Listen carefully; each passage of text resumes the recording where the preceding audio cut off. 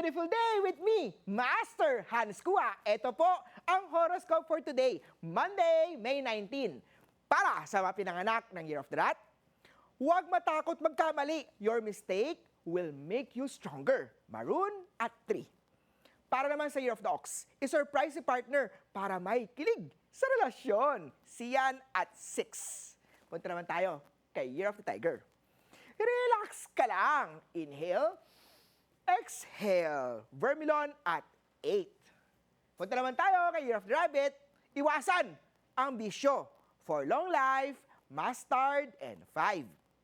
Kay Dragon naman tayo, maging consistent sa trabaho para angat ka.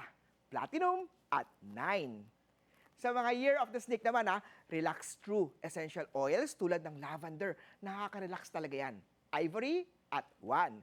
Ito naman sa Year of the Horsey. Suportahan si partner sa kanyang dreams. Plum at 7. Sa Year of the Sheep naman, huwag kalimutan ipakita kay partner na na-appreciate mo siya. Araw-araw, indigo at 4. Kay Year of the Monkey naman tayo, time management is the key para mas maraming matapos. Black at 2. Kay Rooster naman, don't go to bed. Lalo na pag galit kayo, pag-usapan nyo ni partner kung may misunderstanding. Live at 6. Kay Year of the Dog naman tayo, simulan ang sideline business mo para may extra income. Brown at 5. Kay Year of the Pig naman tayo, uminom ng fresh juice para mas maraming vitamins at antioxidant. Gold at 8. Ako po, si Master Hans Kua.